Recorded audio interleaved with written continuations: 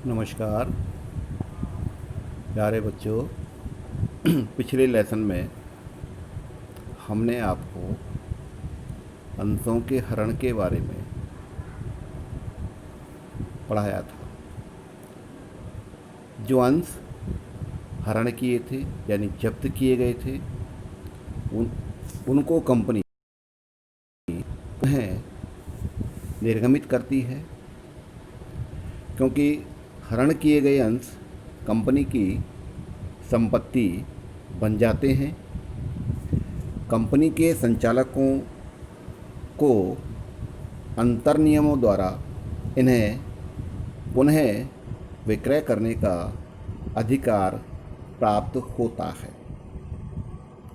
इन्हें सममूल्य पर, प्रीमियम पर अथवा बट्टे पर पुनः निर्गमित किया जा सकता है। इनके संबंध में क्या क्या प्रविष्टियाँ होंगी उनके बारे में आज हम विस्तार से चर्चा करेंगे, क्योंकि परीक्षाओं में जब अंशों से संबंधित कोई प्रश्न आता है तो उसमें अंशों के निर्गमन, उनका हरण और पुनः निर्गमन के संबंध में प्रविष्टियाँ पूछी जाती हैं। तभी आपका पूरा 20 नंबर का सवाल बनता है। तो अंशों के पुनः निर्गमन के संबंध में क्या क्या प्रविष्टियाँ होंगी उनके बारे में अपन चर्चा करते हैं। यदि निर्गमित जब्त किए गए अंश उनको यदि सममूल्य पर पुनः निर्गमित किया जाता है तो उसके संबंध में जो लेखांकन प्रविष्टि होगी वो आपकी जो bank account DR to share capital होगी। इस एंट्री में कितनी राशि डेबिट और क्रेडिट की जाएगी, जो आपने जब्त किए अंश हैं वो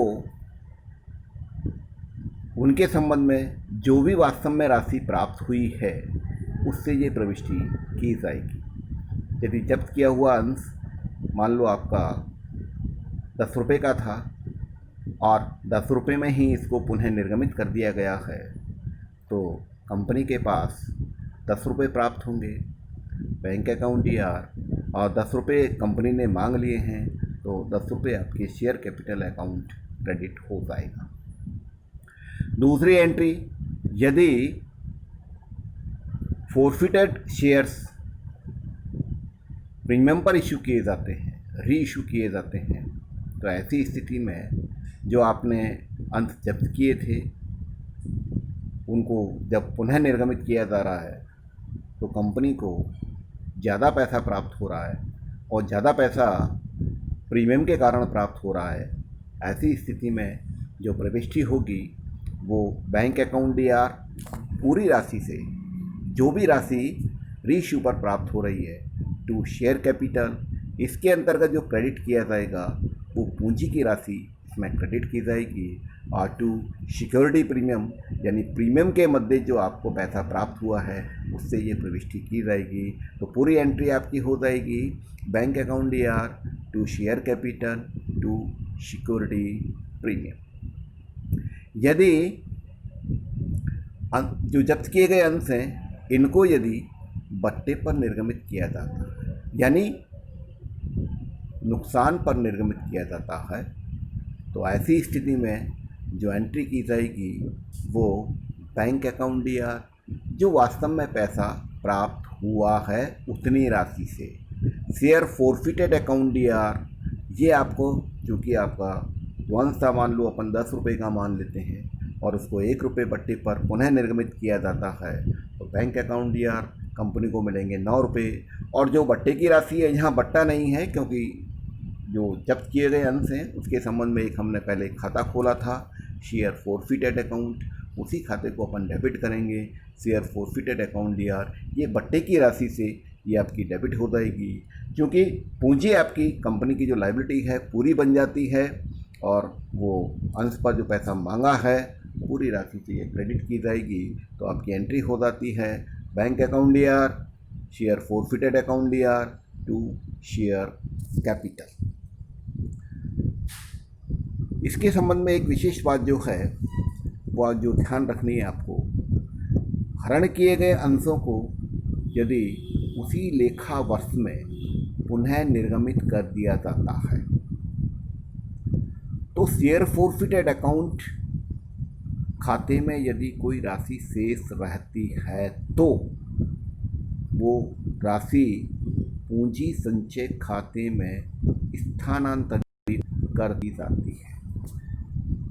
उसके संबंध में जो प्रविष्टि होगी share forfeited account DR to capital reserve, क्योंकि शेयर जिन अंशों को जब्त किया था और उन अंशों के संबंध में जो जब्त राशि थी उसको शेयर फोरफिटेड अकाउंट में जब अंशों को जब्त किया था तब एंट्री क्रेडिट किया था, उसकी अब ज़रूरत नहीं है क्योंकि उन्हीं अंशों को हमने रीइशू कर दिया है। तो ये राशि यदि कोई शेष है तो कैपिटल रिजर्व में ट्रांसफ़र कर दी जाती है।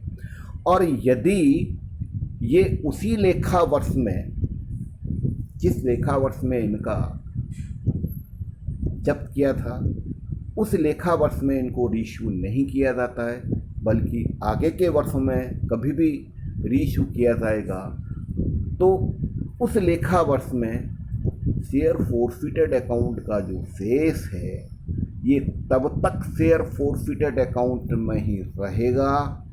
बैलेंस शीट की लायबिलिटी साइड में आपको शो करना है जब तक कि इन अंशों को पुनः निर्गमित नहीं किया जाता है।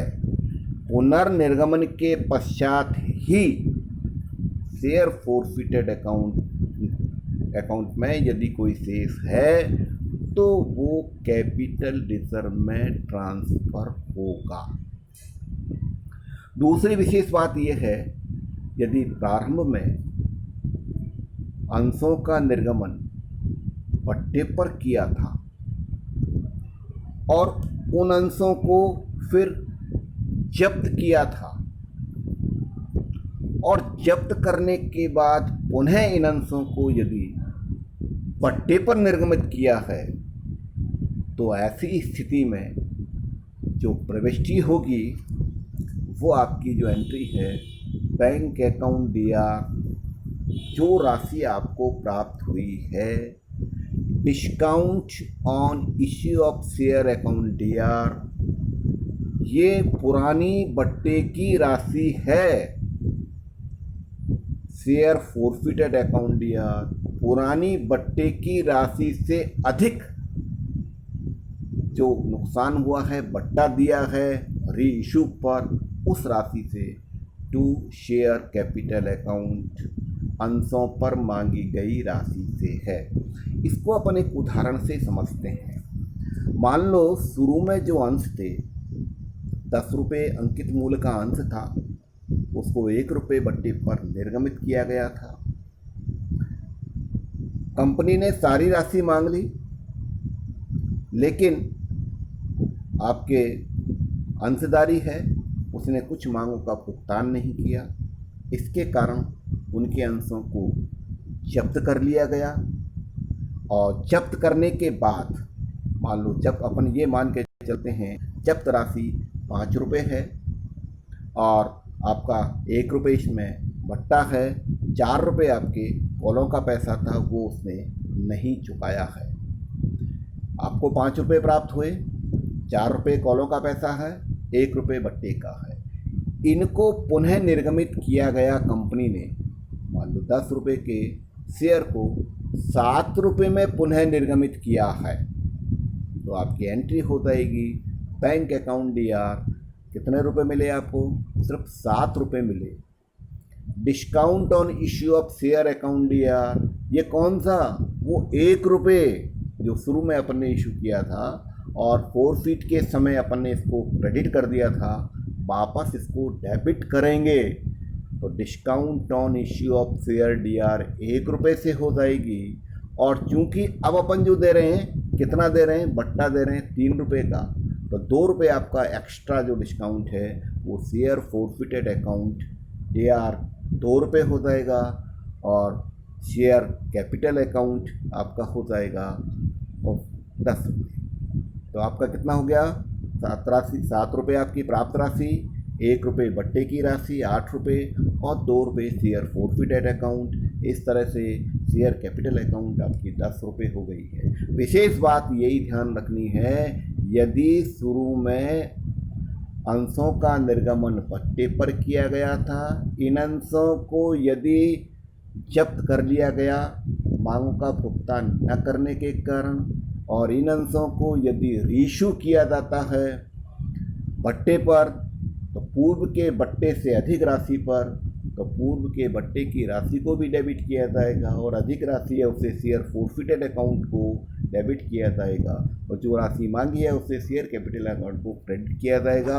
और इन अंशों के निर्गमन के बाद आपको हमेशा ध्यान रखना है, पहले बताया था कि रीइश्यू के बाद यदि शेयर फोरफिटेड अकाउंट का कोई शेष रहता है, उस शेष को कैपिटल रिजर्व में ट्रांसफ़र कर दिया जाएगा। यदि कोई शेष है तो, नहीं है तो आपको ट्रांसफ़र की एंट्री करने की कोई आवश्यकता नहीं है।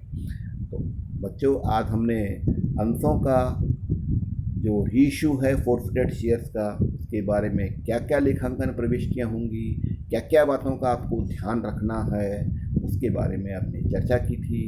बहुत बहुत धन्यवाद। आगे इसी चैप्टर में कुछ आपके पास कॉल्स इन एरियर्स और कॉल्स इन एडवांस यदि हैं तो उनके बारे में अपन को क्या क्या करना है, कैसे लेखांकन प्रविष्टि होंगी, और कंपनी अधिनियम यदि आपका कॉल्स इन एरियर है उस पर यदि कोई ब्याज देना है, लेना है, उनकी क्या दरें हो सकती हैं, उसके बारे में अगला जो लेसन है उसमें हम चर्चा करेंगे।